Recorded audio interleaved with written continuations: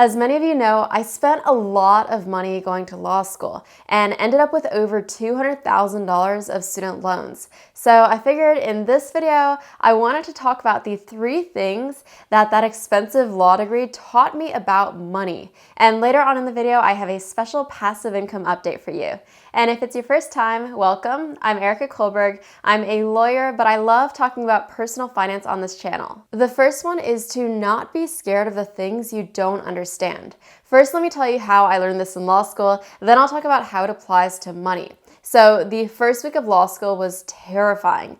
They give you assignments before you even start, so you're expected to come to class the first day of class having already read hundreds of pages of these law school textbooks. And it was overwhelming. Reading these Supreme Court opinions was like a foreign language to me at the time, and there were so many legal words and concepts I didn't understand. But you're forced to quickly learn in law school to get over that fear of the things you don't understand and just do everything in your ability to get to the point where you do understand them. So I just kept studying and looking up definitions until eventually these Supreme Court opinions and bills that I read for you on this channel now didn't feel like a foreign language. It's tough because I think it's natural human instinct to shy away from the things we don't really understand, and this applies to finances as well. For example, a lot of people don't start investing because it feels overwhelming and they aren't sure where to start, and these words like ETFs and stocks and index funds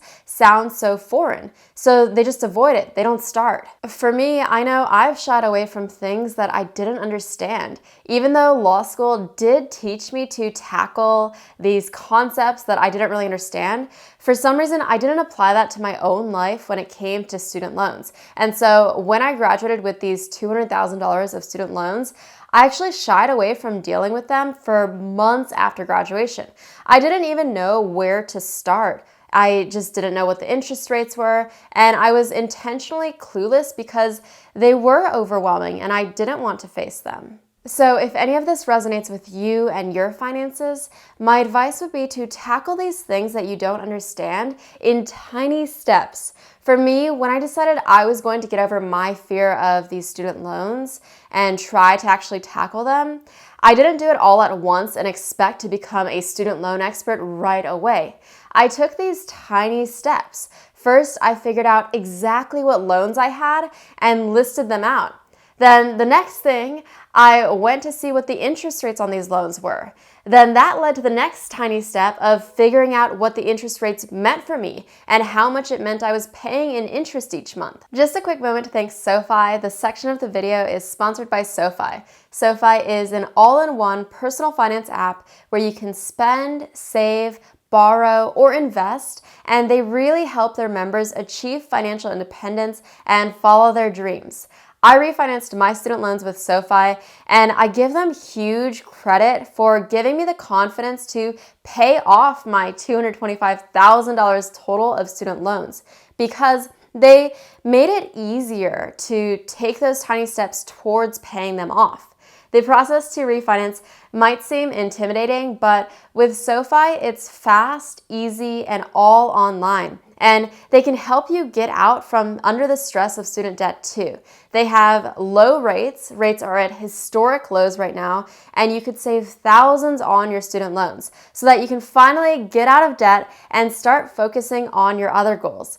And it's so apparent to me that they really do care about their members. All SoFi members get complimentary access to career coaching, and I can't stress it enough. SoFi is just an amazing company. I'll leave the link to their website in the description for you to check out. So to recap the first lesson I took away from law school, it's to not be scared of the things you don't understand. For a long time, that was my student loans for me.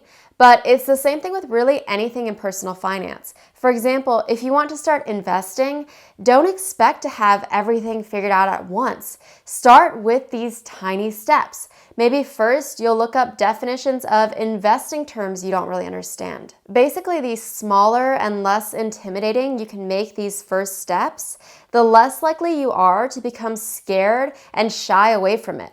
I truly believe that the people who succeed in their finances aren't necessarily the most intelligent.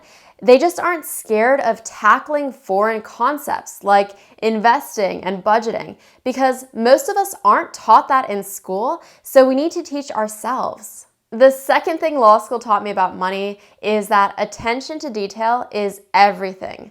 As a corporate lawyer, sometimes a legal dispute would come down to how a single sentence in the contract was worded. So attention to detail is really important and every word is placed intentionally.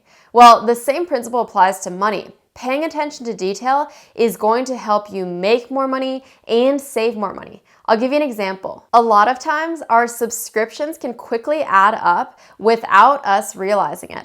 Realistically, you might not need a Hulu account and Netflix and Disney Plus and HBO and Amazon Prime Video on top of that, but sometimes we sign up for these free trials and forget about it, and suddenly we're paying every month for something that we might not necessarily need. So paying close attention to detail and making sure you're keeping a budget and tracking your expenses and checking your credit card statements for subscriptions that you might unknowingly still be paying for is important. Another example is when I get a new credit card, I'm probably the only person in the world who reads through every single word of the 100-page benefits manual that they give you.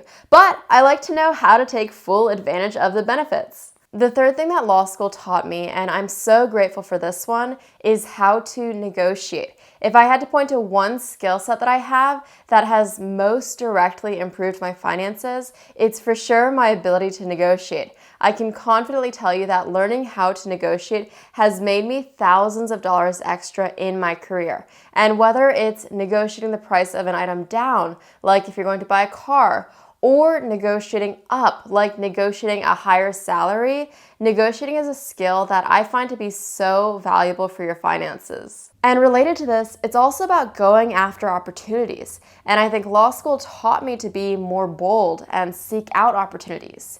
If you remember in January in this video, I said that one of my goals this year as I tried to build $200,000 of passive income starting from zero was to partner with SoFi. And we made it happen. At the time when I said it in that video, I only had 1,000 subscribers or so it was a pretty bold goal. But law school taught me I have to go after opportunities even if it means no's along the way. I'd rather get 99 no's to get that one yes rather than just stay complacent and expect opportunities to just come to me. So I emailed SoFi in March when I had maybe 1,500 subscribers and said, "Hi, I'm Erica. I have a YouTube channel. I refinanced my student loans with SoFi. It was one of the best decisions I've ever made, and I'd love to partner with you." No response.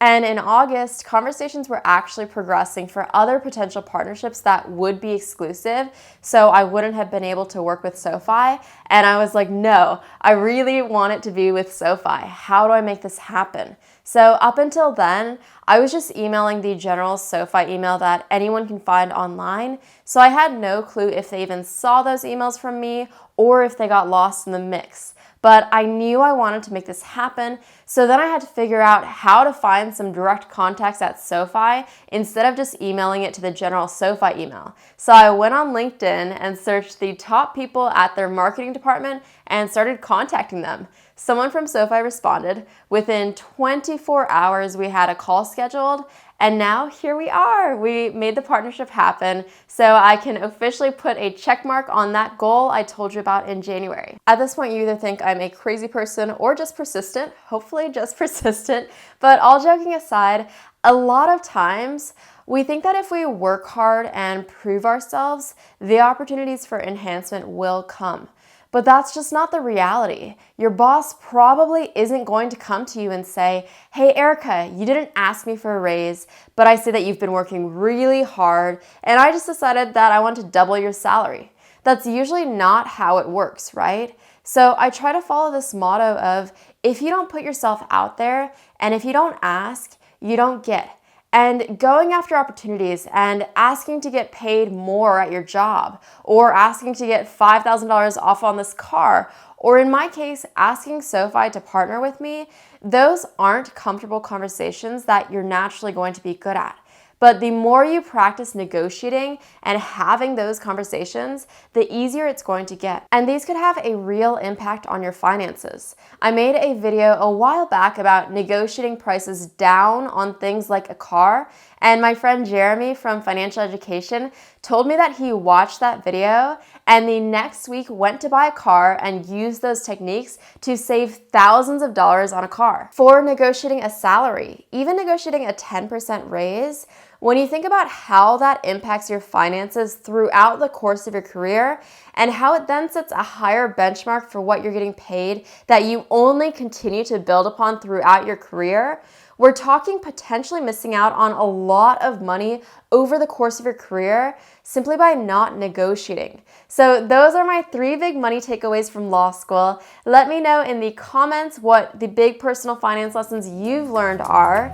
And I'm going to see you next in this video where I give you tips I shared on CNBC about how to negotiate a raise. Thanks for watching.